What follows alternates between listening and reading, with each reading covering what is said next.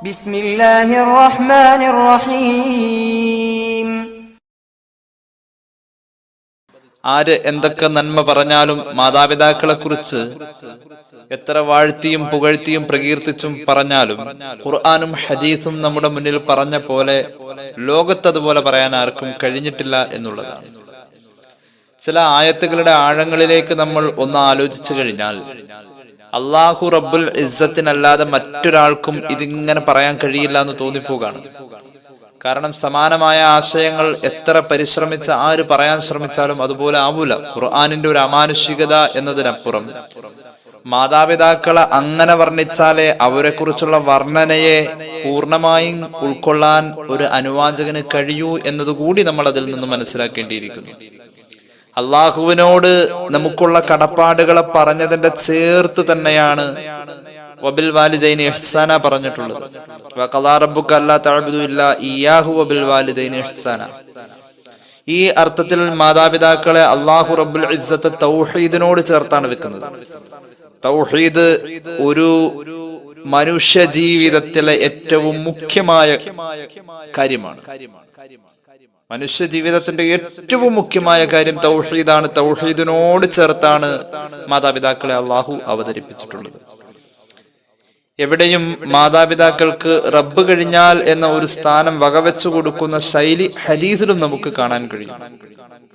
മഹാന്മാരായ മുഫസ്സിരീങ്ങൾ ഖുർആനിലെ 1-2 ആയത്തുകൾക്ക് കൊടുത്തിരിക്കുന്ന വ്യാഖ്യാനത്തെ അടിസ്ഥാനപ്പെടുത്തി ഇന്നത്തെ ചർച്ച നമുക്ക് മുന്നോട്ട് കൊണ്ടുപോവാം. അല്ലാഹു റബ്ബുൽ ഇസ്സത്ത് നമുക്കതിനുള്ള ഭാഗ്യം തരട്ടെ എന്ന് വീണ്ടും ദുആ ചെയ്യുകയാണ്. മാതാപിതാക്കളെ കുറിച്ച് ഖുർആൻ പറഞ്ഞ ഒരു ആയത്താണ്. ഇന്നലെ സൂറത്തുൽ ഇസ്രായിലെ ആയത്ത് നമ്മൾ ഓതി. ഇന്ന് ഓതുന്നത് സൂറത്തുൽ ലുഖ്മാനിലെ ആയത്താണ്. ലുഖ്മാനിന്റെ 14-15 ആയത്തുകൾ. അഊദു ബില്ലാഹി മിനശ് ശൈത്വാനിർ റജീം. ബിസ്മില്ലാഹിർ റഹ്മാനിർ റഹീം.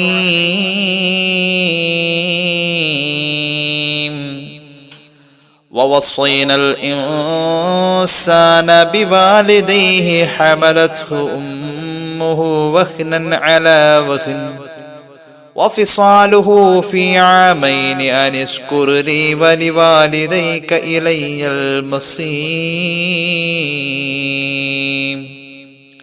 وإن جاهداك على أن تشرك بي ما ليس لك به علم فلا تطعهما وصاحبهما في الدنيا معروفا واتبع سبيل من أناب إلي ثم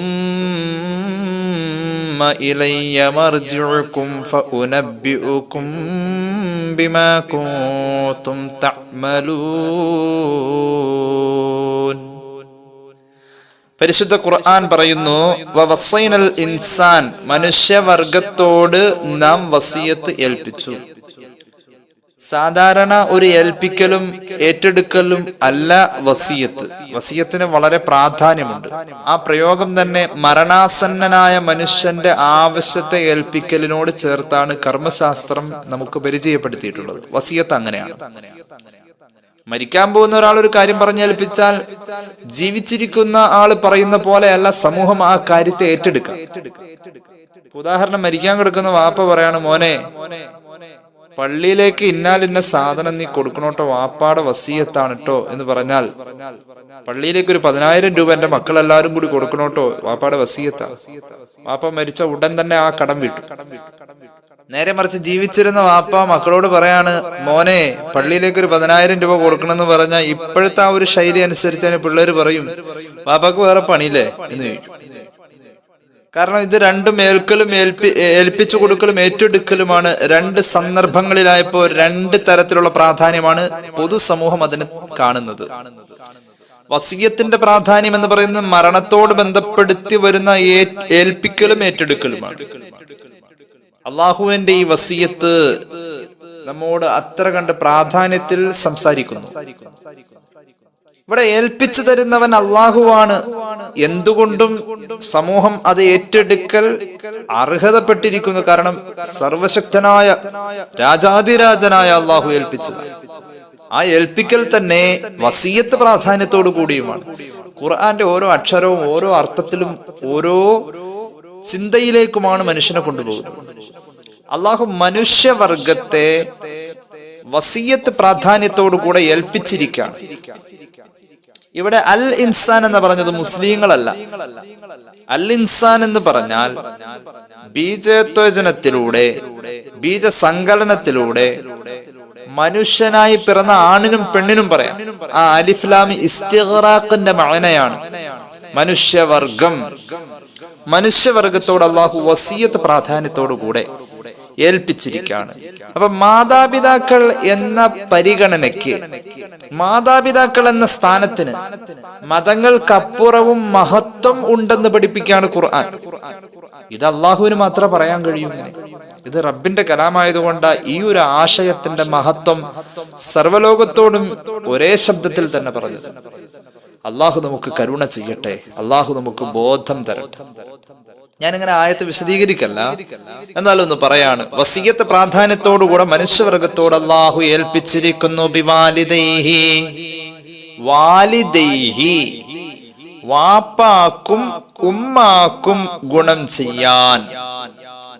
വാലിദൈഹി, സന്താനമായി ജനിക്കാൻ കാരണമായിട്ടുള്ള രണ്ടുപേർ എന്നാണ് അതിന് കാരണം, അതിന്റെ അർത്ഥം. നീ സന്താനമായി ജനിക്കാൻ നിനക്ക് കാരണമായിട്ടുള്ള രണ്ടാളുകൾ, അവർക്ക്. എന്തൊരു പ്രയോഗമാണല്ല. വാലിദൈഹി എന്ന് പറയുന്നോടത്ത് വിലാദത്തിനെ സൂചിപ്പിക്കുന്നുണ്ട്. വാലിദൈഹി എന്ന പ്രയോഗം വിലാദത്തിലേക്ക് സൂചിപ്പിക്കുന്നു. അപ്പൊ വിലാദത്തിന്റെ അർത്ഥം എന്താ? വിലാദത്ത് എന്ന് പറഞ്ഞാൽ പ്രസവം. വാലിദൈഹി എന്ന പ്രയോഗം വിലാദത്തിലേക്ക് സൂചിപ്പിക്കുന്നു. വിലാദത്തിന്റെ അർത്ഥം പ്രസവം. അപ്പൊ ഒരു ത്യാഗത്തെ അള്ളാഹു അവിടെ ഇന്റേണലായി സൂചിപ്പിക്കുന്നുണ്ട്. അള്ളാഹു മനുഷ്യവർഗത്തോട്, അതായത് മനുഷ്യവർഗത്തില് മുസ്ലിമിനും മുസ്ലിം അല്ലാത്തവനും ഒക്കെ പ്രസവത്തിന്റെ ത്യാഗം ഒരുപോലെ തന്നെയാ. അള്ളാഹു മനുഷ്യവർഗത്തോട് വസിയത്ത് പ്രാധാന്യത്തിൽ ഏൽപ്പിച്ചിരിക്കുന്നു. നിന്നെ പ്രസവിച്ച് വളർത്തിയവർക്ക് നീ ഖിദ്മത്ത് ചെയ്യാൻ, സേവനം ചെയ്യാൻ, അത് നിന്റെ ദൗത്യമാണ്. രണ്ടുപേരെയും കൂടി ഒരുമിച്ച് പറഞ്ഞിട്ട് അതിൽ ഇത്തിരി കൂടുതൽ മനുഷ്യൻ കാണാത്തതും നീ കണ്ടെങ്കിൽ തന്നെ ഓർമ്മയില്ലാത്തതുമായ ഒരു കാലമുണ്ടായിരുന്നു അവന്റെ ഉമ്മയുടെ മടിത്തട്ടിലെ ജീവിതം. അതിനെ പ്രത്യേകം എടുത്തു പറഞ്ഞു. മാതാപിതാക്കൾക്ക് ഗുണം ചെയ്യുമെന്ന് പറഞ്ഞിട്ട് പിന്നെ അള്ളാഹു പറയുന്നത് ഉമ്മയുടെ ത്യാഗാണ്. ഉമ്മ കുട്ടിയെ വളർത്തിയത്, പാല് കൊടുത്തത്, ഉമ്മയുടെ മടിത്തട്ടിൽ നീ വിസർജിച്ചത്, ഇത് നീ അറിഞ്ഞിട്ടൂല, നീ കേട്ടിട്ടൂല, ഓർക്കാറൂല. വാപ്പ 10 സെന്റ് സ്ഥലം നിന്റെ പേരിൽ എഴുതി തന്നത് നീ കണ്ടിട്ടുണ്ട്, ആ കരാറ് നീ വാങ്ങിയിട്ടുണ്ട്. വാപ്പ നിനക്ക് വാഹനം വാങ്ങി തന്നതും സാമ്പത്തികമായി സഹായിച്ചതും നിന്നെ പഠിപ്പിച്ച് വലുതാക്കിയതും നീ കണ്ടിട്ടുണ്ട്, ഓർക്കുന്നുണ്ട്. ഉമ്മ ചെയ്തത് ഒരു മക്കൾ ഓർക്കാറില്ല, ഉമ്മ തന്നെ ഓർക്കാറില്ല. ഉമ്മ അത് ഓർത്തു വെച്ചുകൊണ്ടിരുന്ന ഉമ്മയല്ല. പ്രസവവേദന പെണ്ണ് മറന്നുപോയില്ലെങ്കിൽ പിന്നെ ലോകത്ത് കുട്ടികളുണ്ടാവും. അതാണ് ഉമ്മ. പക്ഷെ അള്ളാഹു അത് ഓർമ്മിപ്പിച്ചു, എല്ലാ മനുഷ്യരോടും പറഞ്ഞു.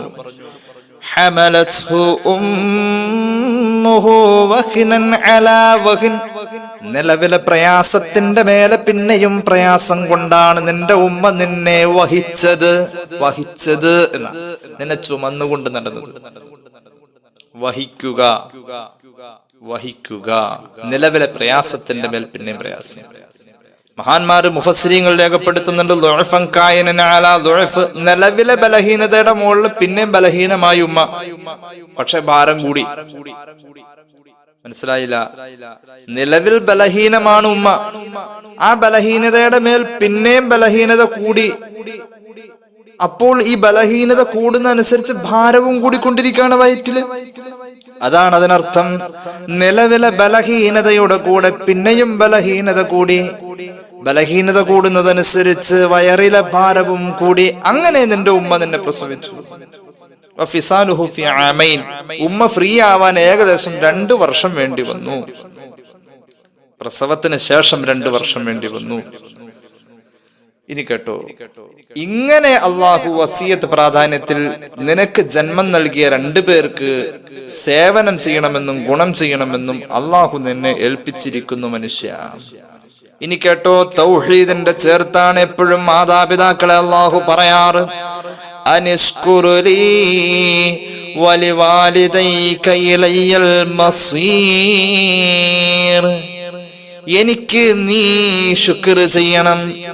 മാത്രവുമല്ല വലിവാലിദൈക, നിന്റെ മാതാപിതാക്കൾക്കും നീ ശുക്ർ ചെയ്യണം. ഇലയ്യൽ മസീർ, എന്നിലേക്കാണ് മടക്കം. അത് ഓർമ്മ വേണം കേട്ടോ. ഇത് ഞാൻ ചോദിക്കും. ഏത്? എനിക്ക് ശുക്ർ ചെയ്യാൻ പറഞ്ഞതും നിന്റെ മാതാപിതാക്കൾക്ക് ശുക്ർ ചെയ്യാൻ പറഞ്ഞതും ഞാൻ ചോദിക്കും. അത് നിനക്ക് ഓർമ്മ വേണം. അള്ളാഹു നമുക്ക് തൗഫീഖ് നൽകട്ടെ. എനിക്ക് ശുക്ർ ചെയ്യ, നിന്റെ മാതാപിതാക്കൾക്ക് ശുക്ർ ചെയ്യ. ഈ പ്രയോഗം ഉണ്ടല്ലോ, വല്ലാത്തൊരർത്ഥമാണ്. മഹാന്മാര് കൊടുക്കുന്ന വ്യാഖ്യാനം 5 വഖത്ത് നിസ്കരിച്ചാൽ തന്നെ ഒരാൾക്ക് അള്ളാഹുവിനോടുള്ള ശുക്ർ ഒരു പരിധി വരെ വീട്ടാം. 5 വഖത്ത് നിസ്കാരം നിനക്ക് എങ്ങനെയോ 5 വഖത്ത് ഫറളിന്റെ പരിഗണനയും പ്രാധാന്യമുള്ളത്, അതുപോലെ തന്നെ ആ 5 വഖത്ത് നിസ്കാര ശേഷം നിന്റെ വാപ്പാക്കും ഉമ്മാക്കും വേണ്ടി നീ ദുആ ചെയ്യുകയും വേണം. അപ്പോഴാണ് വാപ്പാക്കും ഉമ്മാക്കും വേണ്ടിയുള്ള ശുക്ർ ഈ ആയത്ത് പറഞ്ഞ പോലെ വീട്ടാൻ കഴിയൂ. എന്താ ആയത്ത് പറഞ്ഞത്? നീ എനിക്ക് ശുക്ർ ചെയ്യണം, നിന്റെ മാതാപിതാക്കൾക്കും ശുക്ർ ചെയ്യണം. അള്ളാഹുവിന് ശുക്ർ ചെയ്യല് അവന് വേണ്ടിയിട്ട് 5 വഖത്ത് കൃത്യമായി നിസ്കരിക്കുന്നു എന്നതാണ് എങ്കിൽ ആ 5 വഖത്തിലും മാതാപിതാക്കൾക്ക് വേണ്ടി നിസ്കാര ശേഷം ദുആ ചെയ്യലാണ് എന്ന് മഹാനായ ഇമാം ഇസ്മാഇൽ അൽ ഹഖ് അൽ ബറൂസവി ഇമാം ഖുർത്തുബി അവിടുത്തെ തഫ്സീറിൽ ഇതിന് വ്യാഖ്യാനം കൊടുക്കുന്നത് കാണാം. ഇമാം ഖുർത്തുബിയുടെ തഫ്സീറിൽ അങ്ങനെ ഒരു വ്യാഖ്യാനമുണ്ട്. നിസ്കാര ശേഷം ഒക്കെ ഉമ്മാക്കും വാപ്പാക്കും വേണ്ടി ദുആ ഇറക്കണം. അത് ജീവിച്ചിരുന്നാലും വേണ്ടില്ല, മരിച്ചു പോയാലും വേണ്ടില്ല, മാതാപിതാക്കൾക്ക് ദുആ ഇറക്കണം. എന്റെ റബ്ബേ, ഇങ്ങനെയാണ് ഇതിന്റെ അർത്ഥം. ഇനി മതത്തിന് പുറത്തുള്ള മാതാപിതാക്കളാണെങ്കിൽ പോലും അവരോടും നീ നല്ല നിലക്ക് പെരുമാറണം, അവരെ തൃപ്തിപ്പെടുത്തണം. വസ്വാഹിബുഹുമാ ഫിദ്ദുനിയാ മഅറൂഫ, മാന്യമായി അവരെ പുലർത്തണം. അവർ മുസ്ലിമീങ്ങളല്ല നിന്റെ മാതാപിതാക്കൾ, നീ മുസ്ലിം ആയതാണ്, എന്നാലും അവരെ നീ മാന്യമായി പുലർത്തണം. ഷിർക്കിന്റെ വിഷയത്തിൽ അവർ വഴിപ്പെടേണ്ടതില്ല.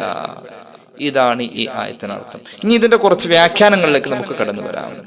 അല്ലാഹുവേ റബ്ബേ, ഞങ്ങളുടെ മാതാപിതാക്കൾക്ക് നീ വലിയ പദവി ദുനിയാവിലും ആഖിറത്തിലും കൊടുക്കണേ അല്ലാ. മാതാപിതാക്കൾ എന്നുള്ളിടത്തിൽ നമ്മൾ കഴിഞ്ഞ ദിവസം പറയാൻ വിട്ടുപോയി, ഭാര്യയുടെ ഉമ്മ പെറ്റ ഉമ്മാക്ക് തുല്യാണ്, അതേ സ്ഥാനം തന്നെയാണ്. ഭാര്യയുടെ വാപ്പ അങ്ങനെയാ, അതുപോലെ തന്നെയാണ് നേരെ തിരിച്ചും. മകൾ എന്നത് മരുമകളും മകള് തന്നെയാണ്, മകൻ എന്നത് മരുമകനും മകൻ തന്നെയാണ്. ഈ രീതിയിൽ അതുകൂടി ഇതിനോടൊപ്പം മനസ്സിലാക്കണം. ഏതായാലും ഹദീസിൽ കാണാം, മഹാനായ ഇമാം തൊബറാനി അവിടുത്തെ അൽ മുഅ്ജമുൽ കബീറിൽ ഉദ്ധരിക്കുന്നു, ഇമാം ബൈഹഖി അവിടുത്തെ സുനനുൽ കുബ്രയിൽ ഉദ്ധരിക്കുന്നു, ഇമാം അഹ്മദ് അവിടുത്തെ മുസ്നദിൽ ഉദ്ധരിക്കുന്നു, ഇമാം ഹാക്കിം അവിടുത്തെ മുസ്തദറക്കിൽ ഉദ്ധരിക്കുന്നു, ഇമാം തുർമുദി അവിടുത്തെ ജാമിഉൽ ഉദ്ധരിക്കുന്നു.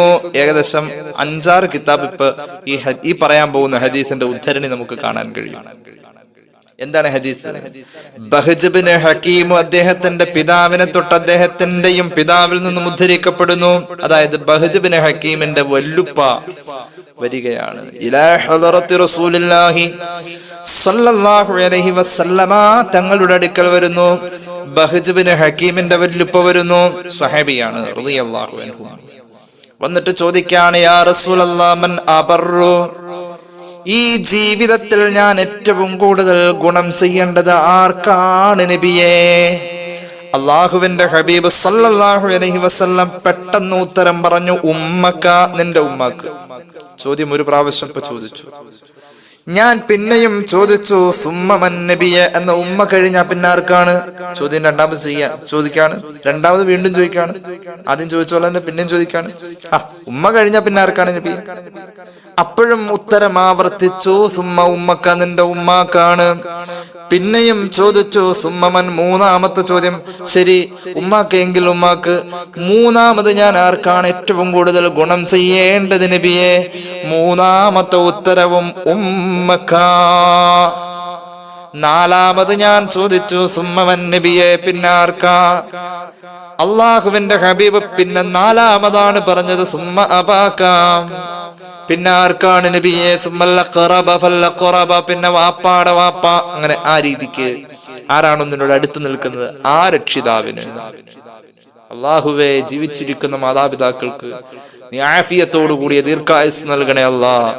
അള്ളാഹുവേ, കഴിഞ്ഞ ദിവസം എന്റെ ഒരു പ്രിയ സഹോദരൻ പറയാ, അദ്ദേഹത്തിന്റെ പ്രായക്കാരൻ അയാളുടെ വാപ്പാനെ വാപ്പാന്ന് വിളിക്കുന്ന കേൾക്കുമ്പോ എന്റെ വാപ്പാനെ എനിക്കൊന്ന് വാപ്പാന്ന് വിളിക്കാൻ പോലും എന്റെ അടുത്തില്ലല്ലോ, മരിച്ചു പോയല്ലോ എന്ന് പറഞ്ഞിട്ട് കരയാ. അള്ളാഹു അദ്ദേഹത്തിന്റെ വാപ്പാക്ക് സ്വർഗം കൊടുക്കട്ടെ. അവരുടെ വില അത്രയുമുണ്ട്. ആ വിടവ് നികത്താൻ ഈ ദുനിയാവിൽ വേറെ ആരെ കൊണ്ടും പറ്റൂല. അല്ലാഹുവേ അല്ലാഹുവേ, പരിശുദ്ധ റസൂൽ സല്ലല്ലാഹു അലൈഹി വസല്ലമ തങ്ങളുടെ അടുക്കൽ ഒരു സ്വഹാബി വരികയാണ്. ആ സ്വഹാബി വന്നുകൊണ്ട് ചോദിക്കാണ്, ഇന്ന ഉമ്മീ ഹറുമത് ഫൗതുഇമുഹാ ബിയദി വഅസ്ഖിഹാ വഉവല്ലിഉഹാ വഅഹ്മലുഹാ അലാ അത്ഖി ഫഹൽ ജാസൈതുഹാ ഹഖഹാ. നബിയെ, എന്റെ ഉമ്മാക്ക് വല്ലാത്ത പ്രായം വന്നു, വാർദ്ധക്യത്തിന്റെ വല്ലാത്തൊരവസ്ഥയാണ്. തനിയെ ഭക്ഷണം കഴിക്കൂല, വിസർജിക്കുന്നവരത്തൊന്നും തനിയെ ശുദ്ധിയാക്കൂല, ഒന്നും ചെയ്യൂല എന്റെ ഉമ്മ. നബിയെ സല്ലല്ലാഹു അലൈഹി വസല്ലം, എന്റെ ഉമ്മാക്ക് വല്ലാത്ത പ്രായം. ഫൗതുഇമുഹാ ബിയദി, ഈ കൈ കൊണ്ടാണ് നബിയെ ഉമ്മാക്ക് ചോറ് വാരി കൊടുക്കുക. ഈ കൈ കൊണ്ട് കുറെ നാളായി ഈ കൈ കൊണ്ട് ആ ചോറ് വാരി കൊടുക്കുക. മാത്രവുമല്ല, ആരെയും ഞാൻ ഏൽപ്പിച്ചിട്ടില്ല. എന്റെ ഉമ്മാക്ക് വെള്ളം കുടിക്കണമെങ്കിൽ ഈ കൈ കൊണ്ട് തന്നെ കൊടുക്കണം നബിയെ. എന്റെ ഉമ്മാക്ക് ഉളു ചെയ്യണമെങ്കിൽ ഞാൻ തന്നെ ചെയ്തു കൊടുക്കണം നബിയെ. ഉമ്മാക്ക് ഉളു ചെയ്തു കൊടുക്കാം. ഇതൊക്കെ ആലോചിക്കണം. വെള്ളം കുടിക്കൽ കൊല്ലത്തിലൊരിക്കലല്ല, ഒരു ദിവസം പല പ്രാവശ്യമുണ്ട്. ഭക്ഷണം കഴിക്കൽ ഒരു ദിവസത്തിൽ പല പ്രാവശ്യമുണ്ട്. ഉളു എടുക്കൽ മിനിമം ഒരു ദിവസം 5 പ്രാവശ്യമുണ്ട്. ഇതൊക്കെ ഈ കൈ കൊണ്ടാ ഞാൻ ചെയ്യുന്നത് നബിയെ. മാത്രമല്ല, എനിക്ക് എവിടെയെങ്കിലും ഒന്ന് പോണോലോ, എനിക്ക് പോകണ്ട വന്നാൽ അവരെ തനിച്ചാക്കി പോവാനും കഴിയൂല നബിയെ. പോകുമ്പോ ഞാൻ എന്റെ ചുമല് വെച്ച എന്റെ ഉമ്മാനെ കൊണ്ട് പോവാ. ഞാൻ ചോദിക്കട്ടെ നബിയെ, കൊതി കൊണ്ട് ചോദിക്കാം, അല്ലാതെ മടുത്തിട്ട് ചോദിക്കല്ല, കൊതി കൊണ്ട് ചോദിക്കാം. മാതാപിതാക്കൾക്ക് ഗുണം ചെയ്യാന്ന് പറഞ്ഞ വലിയ പുണ്യമുള്ള അമലല്ലേ? ആ അമലല്ലേ ഞാനിപ്പോ ചെയ്തത്? അതേതാണ്ട് അതിന് ഫുൾ മാർക്ക് കിട്ടിയോ നബിയെ? അത് കൂലി കിട്ടുന്നതിൽ എനിക്ക് വലിയ പ്രതിഫലം കിട്ടുന്ന അവസ്ഥയിലേക്ക് ഞാൻ എത്തിയിട്ടുണ്ടോ നബിയെ? ഫഹൽ ജാസൈതുഹാ ഹഖഹാ, എന്റെ ഉമ്മാക്ക് ഞാൻ ഗുണം ചെയ്ത കാര്യത്തിൽ അള്ളാഹു എന്നോട് ചോദിക്കുമ്പോൾ ഉത്തരം പറയാവുന്ന വിധമൊക്കെ ആയോ നബിയെ എന്ന് ചോദിച്ചപ്പോൾ ഹബീബായ നബി കരീം സല്ലല്ലാഹു അലൈഹി വസല്ലം തങ്ങൾ പറഞ്ഞു, ലാ ലാ ലാ, ഉമ്മാക്ക് ഞാൻ ഹഖ് വീട്ടിയോ നബിയെ? ഹബീബ് പറഞ്ഞു, ഇല്ലാ വലാ വാഹിദം മിൻ മിആ, 100-ൽ 1 അംശം പോലും ആയിട്ടില്ല. ആർക്കാ ഇന്നിപ്പോ ഇങ്ങനെയൊക്കെ ചെയ്തു കൊടുക്കാൻ പറ്റാ? ചില ഗ്രന്ഥങ്ങളിൽ കാണുന്നുണ്ട്, ഈ സ്വഹാബി ഒരിക്കലും ഉമ്മാനം തോളിൽ വെച്ചുകൊണ്ട് തവാഫ് ചെയ്തു. അത് റസൂലുള്ളാഹി സ്വല്ലല്ലാഹു അലൈഹി വസല്ലം കണ്ടു എന്ന് ചില ഉദ്ധരണികളിലും കാണുന്നുണ്ട്. ഹബീബായ നബി തങ്ങൾ പറഞ്ഞു, മോനെ, 100-ൽ 1 അംശം നീ നിന്റെ ഉമ്മയോടുള്ള ഹഖ് വീട്ടിയിട്ടില്ല. ചോദിച്ചു പോകൂലോ, വലിമയാ റസൂലല്ലാഹ്, നബിയെ എന്താ അങ്ങനെ പറയാൻ കാരണം?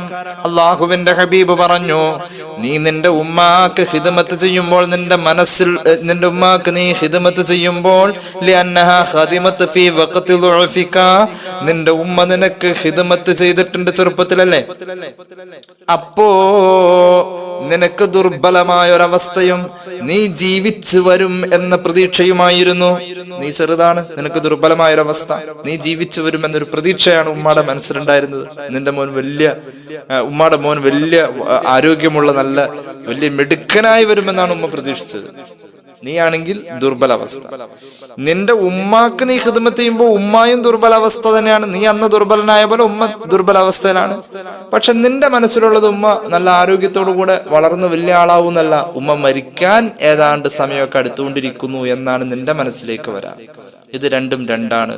ഒരാളുടെ മനസ്സിൽ വന്നത് ദുർബല അവസ്ഥയിലുള്ള കുട്ടിയെ വളർത്തുന്ന ഉമ്മ, ആ കുട്ടിയുടെ ഭാവി നന്നാവും, നല്ല ആരോഗ്യമുള്ള ജീവിതം വരും എന്ന് ഉമ്മ സ്വപ്നം കാണുന്നു.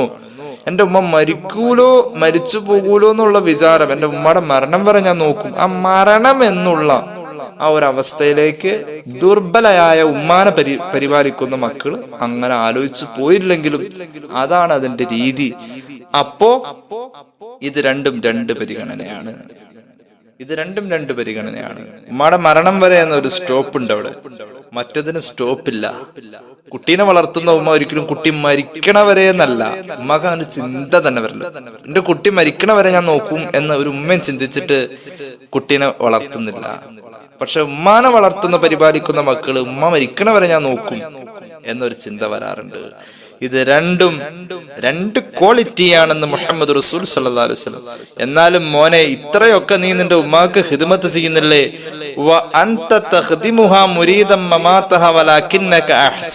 ഏതാണ്ടൊക്കെ നീ നിന്റെ ഉമ്മാക്ക് ഗുണം ചെയ്ത പോലെയൊക്കെ ആയിട്ടുണ്ട് കേട്ടോ, നീ നല്ല കാര്യം ചെയ്തതെന്ന് ആ സ്വഹാബിയെ സന്തോഷിപ്പിച്ചു പറഞ്ഞു മുഹമ്മദ് റസൂൽ സല്ലല്ലാഹു അലൈഹി വസല്ലം. ആ സ്വഹാബിയോട് പറഞ്ഞു, പോകാൻ വരട്ടെ, നീ നിന്റെ ഉമ്മാക്ക് നല്ല കാര്യങ്ങളൊക്കെ ചെയ്തു കൊടുക്കുന്ന ആളല്ലേ, നീ മനസ്സിലാക്കണം, വല്ലാഹു യുസീബുക അലൽ ഖലീലിൽ കതീറ, അള്ളാഹുവിന്റെ സ്വഭാവം കുറഞ്ഞതിന് വലിയ കൂലി കൊടുക്കുന്ന ആളാ. അപ്പൊ നീ ചെയ്തത് ഒരല്പമാണെങ്കിൽ പോലും അതിന് വലിയ കൂലി പ്രതീക്ഷിക്കാം അള്ളാഹുവിൽ നിന്നും. നീ ചെയ്തത് വലിയ കാര്യമാണെങ്കിൽ അതിലും വലുത് അള്ളാഹു തരും എന്ന് പ്രതീക്ഷിക്കാം. അതുകൊണ്ട് പ്രതിഫലത്തിൽ കുറവുണ്ടാവില്ല എന്ന് മുഹമ്മദ് റസൂൽ സല്ലല്ലാഹു അലൈഹി വസല്ലം. നേരത്തെ ഓതിയ ആയത്തിന്റെ വ്യാഖ്യാനത്തിൽ ഇമാം ഇസ്മാഇൽ അൽ ഹഖ് അൽ ബറൂസവി റൂഹുൽ ബയാനിൽ ഈ ഹദീസ് രേഖപ്പെടുത്തുന്നത് നമുക്ക് കാണാൻ പറ്റും. ഇനി നോക്കിയോ മറ്റൊരു സംഭവം, അള്ളാഹുവിന്റെ ഹബീബ് വളരെ പ്രോത്സാഹിപ്പിക്കുകയാണ്, തൂബാ ലിമൻ ബർറ വാലിദൈഹി, മാതാപിതാക്കൾക്ക് നല്ല കാര്യം ചെയ്തു കൊടുക്കുന്ന മക്കളെ നിങ്ങൾക്ക് സ്വാഗതം എന്ന് മുഹമ്മദ് റസൂൽ സല്ലല്ലാഹു അലൈഹി വസല്ലം. അതുപോലെ തന്നെ വൈലുൽ ലിമൻ അഖഹുമാ, മാതാപിതാക്കളെ സങ്കടപ്പെടുത്തുന്ന മക്കളെ നിങ്ങൾക്ക് വൈൽ എന്ന നരകമുണ്ടാവട്ടെ എന്ന് മുഹമ്മദ് റസൂൽ സല്ലല്ലാഹു അലൈഹി വസല്ലം. മാതാപിതാക്കളെ വിഷമിപ്പിക്കുക, ചില പ്രയോഗങ്ങൾ, ഉമ്മാനെ ചീത്ത പറയാ, ഉമ്മാനെ തെറി പറയാ, ഉമ്മാടെ ഉമ്മാക്ക് വിളിക്കുക, ഇതൊക്കെ ചില സംസ്കാരമില്ലാത്ത രീതികൾ നമ്മൾ കാണാറുണ്ട്. അള്ളാഹു നമ്മുടെ ഒരു തലമുറയിലും അങ്ങനത്തെ നാവ് തരാതിരിക്കട്ടെ, പടച്ചോ നമ്മളെ ഒക്കെ നന്നാക്കട്ടെ. ആമീൻ ആമീൻ യാ റബ്ബൽ ആലമീൻ. കണ്ട ഒരു സംഭവം കാണാം. മഹാനായ അത്താ ഇബ്നു യസാർ റളിയല്ലാഹു അൻഹു വലിയ മഹാനായ സ്വഹാബിയാണ്. വലിയ മഹാനായ സ്വഹാബി മുഹമ്മദ് റസൂൽ സല്ലല്ലാഹു അലൈഹി വസല്ലം തങ്ങളെ ഒരുപാട് നിരീക്ഷിച്ച് ജീവിച്ച സ്വഹാബിയാണ്. സ്വഹാബത്തിന്റെ കൂട്ടത്തിൽ വലിയ വറഇന്റെ അഹ്ലുകാരനാണ്. ഒരുപാട് എല്ലാ സ്വഹാബികളും വറഇന്റെ അഹ്ലുകാരാണ്, സൂക്ഷ്മതയുടെ ആളുകളാണ്. പക്ഷേ അത്താ ഇബ്നു യസാർ റളിയല്ലാഹു അൻഹു പ്രത്യേകിച്ച് മഹാനവറുകൾ പറയാണ്, അന്ന ഖൗമൻ സാഫറു ഫനസലു ബരിയതൻ ഫസമിഉ നഹീഖ ഹിമാർ. മഹാനവറുകൾ പറയാ, ഒരു സംഘം ആളുകൾ, ഒരു സംഘം സഹാബികൾ ഒരിക്കൽ യാത്ര പോയി. യാത്രയുടെ ഇടയിൽ വിശ്രമിക്കാൻ വേണ്ടി ടെന്റ് കെട്ടിയപ്പോ രാത്രിയില് സുബഹി വരെ സുബഹി വരെ കഴുത കരയുന്ന ശബ്ദം കേൾക്കാം. ഉറങ്ങാനേ പറ്റണില്ല, അവരുടെ ഉറക്കം പോയി. ഹത്താ അസ്ഹറഹും, അവരുടെ ഉറക്കം പോയി. ഫലമ്മ അസ്ബഹു, നേരം പുലർന്നപ്പോൾ നളറു, അവർ പരിസരം നോക്കി, എന്താ ഇന്നലെ രാത്രി മുഴുവനും കഴുത കരഞ്ഞത്? ആ സമയത്ത് ഫറഔ ബൈതം മിൻ ശഅരിൻ ഫീഹി അജൂസ്, ഒരു വൃദ്ധ മാത്രം താമസിക്കുന്ന ഒരു വീട് അറ്റത്ത് കാണാം, ഈ വിശാലമായ മരുഭൂമിയുടെ അറ്റത്ത്. ഈ സ്വഹാബികൾ ആ ഭാഗത്തേക്ക് നടന്നു. ഇവിടെ എങ്ങും കഴുതയില്ല, അടുത്തുനിന്ന് കഴുത കരയുന്ന സൗണ്ട്, ഉറങ്ങാനേ പറ്റിയിട്ടില്ല. സുബഹി കഴിഞ്ഞപ്പോ തന്നെ ആ വൃദ്ധ മാത്രം താമസിക്കുന്ന ഒരു വീട്, അവിടെ ചെന്നപ്പോ വീടും പരിസരം നോക്കിയപ്പോ ആരുമില്ല, ഒരു വൃദ്ധ മാത്രമേ ഉള്ളൂ. ചോദിച്ചു, അല്ല ഉമ്മ, ഞങ്ങൾ ഇന്നലെ രാത്രി ഉറങ്ങിയിട്ടില്ല, കഴുത കരയണ ശബ്ദമാണ് കേട്ടത്, ഇത്ര ശല്യാണല്ലോ. ഹിമാർ, ഇവിടെ ഞങ്ങൾ വന്ന് നോക്കിയിട്ട് ഇവിടെ എങ്ങും കഴുതനെ കാണുന്നുമില്ല. ഉമ്മ, എന്താണ് ഇതിന്റെ രഹസ്യമെന്ന് ചോദിച്ചപ്പോൾ ആ ഉമ്മ പറഞ്ഞു, നിങ്ങൾ കേട്ടത് എന്റെ മോന്റെ കരച്ചിലാണ്. എന്റെ മോനാണത്. മോനോ? കാന യഖൂലു യാ ഹിമാറ, എന്റെ മോൻ ജീവിച്ചിരിപ്പില്ല, മരിച്ചുപോയ എന്റെ മോന്റെ കരച്ചിലാണ് നിങ്ങളാ കേൾക്കുന്നത്. എന്റെ മോൻ ജീവിച്ചിരുന്ന കാലഘട്ടത്തിലൊക്കെ എന്നെ വിളിക്കാറ് യാ ഹിമാറ, യാ ഹിമാറ, ഓ കഴുത, ഓ കഴുത എന്നാണ് ഉമ്മാനെ വിളിക്കാറ്. ഉമ്മാനെ കഴുതാന്ന് വിളിക്കുക. ഒരു ദിവസം എനിക്ക് വിഷമം വന്നപ്പോ ഞാൻ അങ്ങോട്ട് ദ്വാരുന്നു, പടച്ചോനെ ഇവനെ ഒരു കഴുത അങ്ങോട്ട് ആക്കല്ല, ഇവനൊരു പൊട്ടനാക്ക്, ഒരു കഴുതയാക്ക് എന്ന് ഞാൻ വെറുതെ അങ്ങോട്ട് ദേഷ്യം വന്നപ്പോ പറഞ്ഞു പോയി. അങ്ങനെയൊന്നും പറയരുത്, ഒരു ഉമ്മായും ഫലിച്ചു പോകും. ഏതായാലും എന്റെ വായിന്ന് പോയി. അങ്ങനെ അവസാനം എന്റെ മോൻ മരിച്ചു.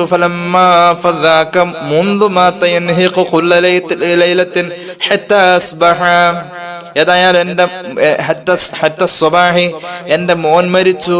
മരിച്ച ശേഷം എല്ലാ രാത്രിയും അവന്റെ ശബ്ദം ഒരു കഴുത കരയുന്ന ശബ്ദം പോലെ ഒരു ശാപമായി പരിസരത്ത് തളം കെട്ടി നിൽക്കുന്ന അനുഭവം ആ ഉമ്മ പറഞ്ഞതായി നേരത്തെ നമ്മൾ ഓതിയ സൂറത്തുൽ ലുഖ്മാന്റെ ആയത്തിന്റെ വ്യാഖ്യാനത്തിൽ മുഫസ്സിരീങ്ങൾ രേഖപ്പെടുത്തുന്നതായി കാണാം. അത്രത്തോളം മാതാപിതാക്കളുടെ വർത്താനത്തിന് വല്ലാത്ത ശക്തിയുണ്ട്. കാണാമല്ലോ, മഹാനായ പ്രവാചകൻ നൂഹ് നബി അലൈഹിസ്സലാം കിടന്ന് ഉറങ്ങാണ്.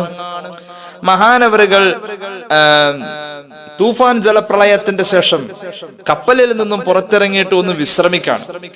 അപ്പൊ ഒരു വിജനമായ സ്ഥലത്ത് ഒരു മരച്ചുവട്ടിൽ മഹാനവറുകൾ തണലുകൊണ്ട് അവിടെ കിടന്ന് ഇങ്ങനെ ഉറങ്ങിപ്പോയി. ആ സമയത്ത് പെട്ടെന്നൊരു കാറ്റടിച്ച് വീശി. ആ സമയത്ത് മഹാനവറുകളുടെ ഉടുമുണ്ട് പതുക്കെ ഔറത്തിന്റെ ഭാഗം അങ്ങോട്ട് വെളിവായി. അപ്പൊ വാപ്പ ഉറങ്ങുമ്പോ മുഖത്ത് നോക്കിയിരിക്കുന്ന മക്കളാ കൂടെ ഉള്ളത്. ആ സമയത്ത് ഹാമുണ്ട്, യാഫിസ് ഉണ്ട്, സാമുണ്ട്. 3 മക്കളുണ്ട്. 4 മക്കളാണ് പ്രധാനമായിട്ടുള്ളത്. ഒന്ന് കനാനായിരുന്നു, വെള്ളപ്പൊക്കത്തിൽ മുങ്ങി മരിച്ചു. പിന്നെ ഉള്ള 3 മക്കളാണ് സാമ്, ഹാമ്, യാഫിസ്. ഈ 3 മക്കളും അടുത്തുണ്ട സമയത്ത് ഹാമെന്ന് പറയുന്ന മകൻ തൊട്ടടുത്ത് ചേർന്നിരിക്കുന്ന മകൻ അങ്ങ് ചിരിച്ചുപോയി. വാപ്പാടെ തുണി അങ്ങ് മാറിയപ്പോ. അങ്ങനെ ഉണ്ടല്ലോ, വാപ്പ എന്തിനും അബദ്ധം കാണിച്ച പൊട്ടിച്ചിരിക്കുന്ന മക്കളും ചിലപ്പോ ഉമ്മായും കൂടെ അതിന്റെ കൂടെ. വാപ്പ ഒന്ന് പതൊക്കെ ചെരുപ്പിന്റെ വാറ് പൊട്ടി ഒന്ന് വീണുപോയാ ആദ്യം തന്നെ ചിരിക്കും, എന്നിട്ട് വാപ്പാനെ കളിയാക്കും. അള്ളാഹു പടച്ചോൻ പുറത്തു കൊടുക്കട്ടെ, അല്ലാതെ എന്താ പറയാ. വാപ്പാനെ മോശമാക്കി, വാപ്പാനെ പരിഹസിച്ച് ചിരിച്ചു. ഹാം എന്ന് പറയുന്ന മകൻ നൂഹ് നബിയുടെ നേരെ കാറ്റടിച്ച് വീശിയപ്പോൾ ഉറങ്ങുന്ന നൂഹ് നബിയുടെ വസ്ത്രം മാറി ഔറത്ത് വെളിവായത് കണ്ടപ്പോൾ ഹാം എന്ന് പറയുന്ന മകൻ ചിരിച്ചുകൊണ്ടിരുന്നു. എന്നാ തുണി നേരെയല്ല വേണ്ടത്. അവൻ എങ്ങനെ അവിടെ ചിരി തുടങ്ങി. അവന്റെ പൊട്ടിച്ചിരി പെട്ടെന്ന് സാമും യാഫിസും ആ മാറിയ വസ്ത്രം നേരെയിട്ടു. സാമും യാഫിസും മാറിയ വസ്ത്രം നേരിട്ടു. പക്ഷേ നൂഹ് നബി അലൈഹിസ്സലാം ഈ ഹാമിന്റെ ശബ്ദം കേട്ടു. അവന്റെ ചിരി നിൽക്കണില്ല. ഈ പൊട്ടിച്ചിരി അവിടെ കേട്ടപ്പോൾ നൂഹ് നബി അലൈഹിസ്സലാം ഉറക്കത്തിൽ നിന്ന് ചാടി എണീറ്റു. പെട്ടെന്ന് സംഗതി മനസ്സിലായി. മുണ്ടൊക്കെ നേരിട്ടു. അപ്പൊ ഇവൻ ചിരിച്ചെന്താണെന്ന് മനസ്സിലായി. ഉറക്കത്തിൽ നിന്ന് എഴുന്നേൽക്കുന്നവർക്ക് സ്വാഭാവികമായും ദേഷ്യം ഉണ്ടാവും. ഇല്ല എന്ന് പറയാൻ പറ്റില്ല. ഉറക്കത്തിൽ നിന്ന് എണീക്കണ ആൾക്ക് പെട്ടെന്ന് ദേഷ്യം വരും.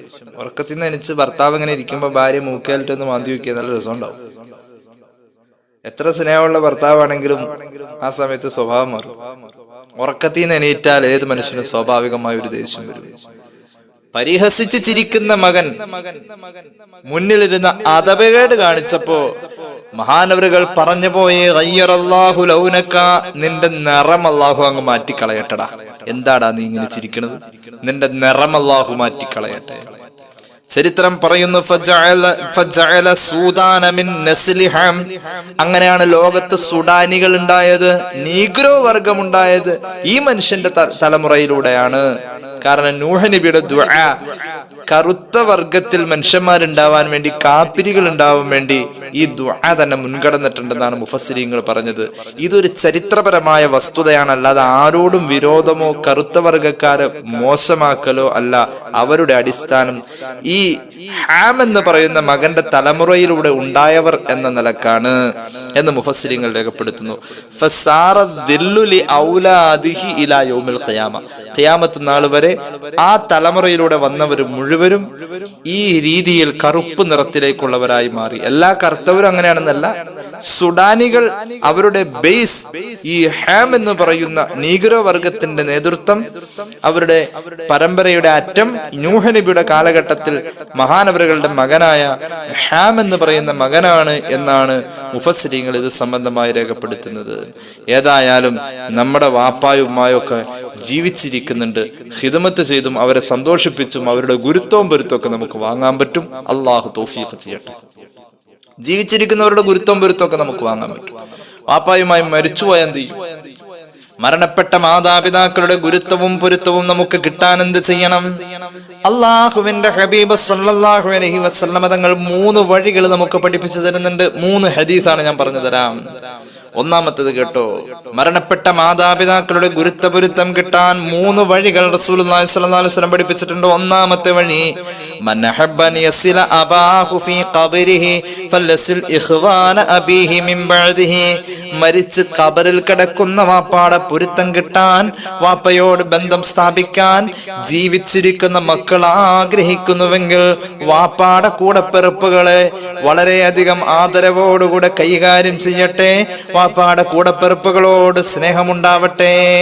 വാപ്പാടെ സഹോദരങ്ങളോടും സഹോദരിമാരോടും നല്ല ബന്ധം സ്ഥാപിച്ചാൽ വാപ്പാക്ക് സന്തോഷം കിട്ടുമെന്ന് മുഹമ്മദ് റസൂൽ സല്ലല്ലാഹു അലൈഹി വസല്ലം. അതാണ് ഒരു വഴി. വാപ്പാടെ കുടുംബക്കാരെ സ്നേഹിച്ച്, വാപ്പ ആദരിച്ചവരെ ബഹുമാനിച്ച്, വാപ്പ നിലനിർത്തി പോന്ന ആ സ്നേഹബന്ധത്തിന്റെ കുടുംബ ജീവിതത്തിന്റെ വഴി മക്കൾ അനുഷ്ഠിച്ചാൽ മതി. വാപ്പാടെ സഹോദരങ്ങളെയും കുടുംബത്തെയും ആദരിച്ചു കൊണ്ട് നടക്കാം. ഒരു മാർഗം അതാണ്. മരണപ്പെട്ട മാതാപിതാക്കളുടെ ഗുരുത്വം, വാപ്പാടെ തന്നെയല്ല ഉമ്മയുടെ കാര്യം അങ്ങനെ തന്നെ. മരണപ്പെട്ട മാതാപിതാക്കളുടെ ഗുരുത്വപൊരുത്തം കിട്ടാൻ വേണ്ടി രണ്ടാമത് ചെയ്യേണ്ട പണി, ഒരാളുടെ വാപ്പായും ഉമ്മായും മരിച്ചു, ഇവനാണെങ്കിൽ ജീവിച്ചിരുന്ന കാലഘട്ടത്തിൽ അവർക്ക് വേണ്ടുന്നതൊന്നും വല്ലാതെ ചെയ്തു കൊടുത്തിട്ടുമില്ല. കാരണം വാപ്പായൊക്കെ ചെയ്തു കൊടുക്കാൻ കഴിഞ്ഞിട്ടില്ല. ഒന്നുകിൽ അത് സാഹചര്യങ്ങളായിരിക്കും, അല്ലെങ്കിൽ വാപ്പായിട്ട് ചെറിയ പിണക്കമുണ്ടായിരുന്നു, അതിന്റെ പേരിലായിരിക്കും. പൊരുത്തക്കുറവൊന്നുമില്ല, എന്നാലും വാപ്പായിട്ട് അത്ര രസത്തിൽ ആയിരുന്നില്ല. അങ്ങനെ ഏതെങ്കിലും ഒരു മകനോ മകൾക്കോ പറ്റിയിട്ടുണ്ടെങ്കിൽ വഹുവ ഹയ്യുൻ, അവര് ജീവിച്ചിരിപ്പുണ്ടോ എന്ന പരിഹാരം റസൂലുള്ളാഹി പറഞ്ഞു, ഫലസ്തഗ്ഫിർ ലഹുമാ, മരിച്ച വാപ്പാക്കും ഉമ്മാക്കും പടച്ചോനെ പുറത്തു കൊടുക്കണമെന്ന് ആത്മാർത്ഥമായി എപ്പോഴും ദുആ ചെയ്തുകൊണ്ടിരിക്കുക. മാതാപിതാക്കൾക്ക് വേണ്ടി മഗ്ഫിറത്തിന് വേണ്ടി ദുആ ചെയ്തുകൊണ്ടിരിക്കുകയും വയതസദ്ദഖു ലഹുമാ, വാപ്പാടെയും ഉമ്മാടെ പേരിലും എപ്പോഴും സദഖ ചെയ്തുകൊണ്ടിരിക്കുക. അത് പള്ളിയിലെ ഉസ്താദിന് ചെലവ് കൊടുത്തതാ, സദഖ കരുതിക്കോ വാപ്പാക്കും ഉമ്മാക്കും വേണ്ടി. മാസവരി കൊടുത്തതാ, പള്ളിയിലെ കുടിശ്ശിക തീർത്തതാ, മദ്രസയിലെ മാസവരി കുടിശ്ശിക ഉണ്ടായിരുന്നു, അത് കൊടുത്തു. വാപ്പാടെയും ഉമ്മാടെയും പേരിലായിട്ട് അങ്ങോട്ട് ഹദിയ ചെയ്തോ. എല്ലാം എല്ലാം എല്ലാം വെള്ളിയാഴ്ച ബക്കറ്റ് പിരിവ് വന്നപ്പോ പള്ളിയിൽ വെച്ചിട്ട് പോക്കറ്റിൽ നിന്ന് 5 ഒരു തുട്ടെടുത്തിട്ടു, അതും വാപ്പാക്കും ഉമ്മാക്കും ഒന്ന് കരുതിക്കോ. വീട്ടിലൊരാൾ കയറി വന്ന് ഒരു ഗ്ലാസ് വെള്ളം ചോദിച്ചു, എന്റെ മരിച്ചുപോയ വാപ്പാക്കും ഉമ്മാക്കും വേണ്ടി ഞാനിത് സ്വതക്ക ചെയ്യുന്നു അല്ലാ എന്ന് പറഞ്ഞു ഒരു ഗ്ലാസ് വെള്ളം കൊടുത്തു. ഒക്കെ വാപ്പാടെയും ഉമ്മാടെയും ഗുരുത്തം പൊരുത്തം കിട്ടുമെന്ന് മുഹമ്മദ് റസൂൽ സല്ലല്ലാഹു അലൈഹി വസല്ലം. മൂന്നാമതൊരു വഴിയുണ്ട്, വമൻസാറ ഖബറ അബവൈഹി ഔ അഹദഹുമാ ഔ അഹദിഹിമാ ഫീ കുല്ലി ജുമഅത്തിൻ കാന ബറ, ആഴ്ചയിൽ ഒരിക്കൽ, പ്രത്യേകിച്ച് വെള്ളിയാഴ്ച, മരിച്ചുപോയ വാപ്പയുടെയോ ഉമ്മയുടെയോ ഖബർ സിയാറത്ത് പതിവാക്കിയാലും, ആഴ്ചയിൽ ഒരിക്കൽ മാത്രമേ പാടുള്ളൂ എന്നല്ല, ആഴ്ചയിൽ ഒരിക്കൽ ഏറ്റവും മിനിമം അതെങ്കിലും ചെയ്തിരിക്കണം. മുടങ്ങാതെ ചെയ്താലും ഗുരുത്വം പൊരുത്തം കിട്ടും. ഗുരുത്വവും പൊരുത്തം ഉണ്ട് എനിക്ക്, ഇനി ഖബർ സിയാറത്ത് വേണ്ടാന്ന് വെക്കണ്ട. വാപ്പാടെ ഉമ്മാടെയും ഗുരുത്വവും പൊരുത്തം കിട്ടാൻ ഖബർ സിയാറത്ത് ആഴ്ചയിൽ ഒരിക്കലെങ്കിലും നടത്തിയിരിക്കണം. അള്ളാഹു തൗഫീഖ് ചെയ്യട്ടെ. ഇതാണ് ഇത് സംബന്ധമായി നമുക്ക് പഠിക്കാനുള്ളത്. ഇനി നോക്കിക്കോട്ടോ, വാപ്പയുടെയും ഉമ്മയുടെയും ഗുരുത്വവും പൊരുത്തവും കിട്ടുന്നതിന് ഈ പറഞ്ഞ ഈ 3 ഹദീസുകൾക്കപ്പുറം മഹാനായ സുഫിയാൻ ഇബ്നു ഉയൈന എന്ന് പറയുന്ന മഹാനായ പണ്ഡിതൻ, വലിയ മഹാനാണ്. സുഫിയാൻ ഇബ്നു ഉയൈന റളിയല്ലാഹു അൻഹു കൂഫയിൽ ജനിച്ച മഹാനാണ്. 4000 സ്വഹാബികൾ പരിശുദ്ധ ദീന് ദഅവത്ത് ചെയ്ത കൂഫയിലാണ് സുഫിയാൻ ഇബ്നു ഉയൈന തങ്ങൾ ജനിച്ചത്. മഹാനവറുകൾ മക്കയിൽ വഫാത്തായി. ഏകദേശം 91 വയസ്സ് പ്രായമുണ്ടായിരുന്നു. ഹിജ്റയുടെ 198 വർഷമാണ് വഫാത്തായത്. വലിയ മഹാൻ. ഏകദേശം 10ാം വയസ്സിൽ തന്നെ ഖുർആൻ ഹാഫിളാവുകയും മഹാന്മാരായ താബിഈങ്ങളിൽ വലിയ വലിയ ഉലമാക്കളിൽ നിന്നും നേരിട്ട് ഇൽമു പഠിക്കുകയും ചെയ്ത മഹാനായ അംർ ബിൻ ദീനാർ തങ്ങളെ പോലെ, മഹാനായ ഇബ്നു ശിഹാബിൻ സുഹരി തങ്ങളെ പോലെ, മഹാനായ സെയ്ദ് ബിൻ അസ്ലം തങ്ങളെ പോലെ, മുഹമ്മദ് ബിൻ മുൻകദിർ തങ്ങളെ പോലെയുള്ള റളിയല്ലാഹു അൻഹും താബിഈങ്ങളിലെ മഹാപണ്ഡിതന്മാരാണ് അവർ. അവരിൽ നിന്നും നേരിട്ട് അറിവ് പഠിച്ചാലാണ് മഹാനായ സുഫിയാൻ ഇബ്നു ഉയൈന റളിയല്ലാഹു അൻഹു. വലിയ മഹാൻ. ഇമാം ഷാഫിഈ തങ്ങൾ പോലും ഈ സുഫിയാൻ തങ്ങളെ പറ്റി പറഞ്ഞത്, ലൗലാ മാലിക്കും വ സുഫിയാൻ ഇബ്നു ഉയൈന ലദഹബ ഇൽമുൽ ഹിജാസ്. സുഫിയാൻ തങ്ങളും ഇമാം മാലിക്കിന്റെ ഉസ്താദായ മാലിക്കി മദ്ഹബിന്റെ ഉപജ്ഞാതാവായ ഇമാം മാലിക്കും ഈ ലോകത്ത് വന്നില്ലായിരുന്നുവെങ്കിൽ ഹിജാസിലെ സർവ്വ ഇൽമും നഷ്ടപ്പെടുമായിരുന്നു.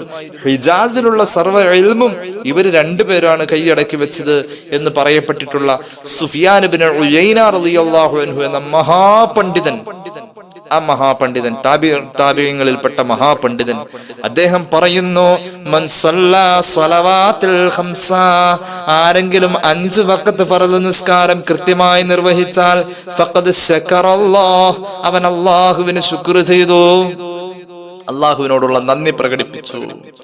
പിന്നെ പറഞ്ഞു വമൻ ദഅ ലിവാലിദൈഹി ഫി അദ്ബാരി സ്വലവാത്തിൽ ഖംസി, 5 വഖത്ത് നിസ്കാരത്തിന്റെ ശേഷം മാതാപിതാക്കൾക്ക് ദുആ ചെയ്താൽ ഫഖദ് ശകറ വാലിദൈഹി, അവൻ അവന്റെ മാതാപിതാക്കളോട് നന്ദി കാണിച്ചു, അവരുടെ ഗുരുത്വവും പൊരുത്തം കിട്ടും.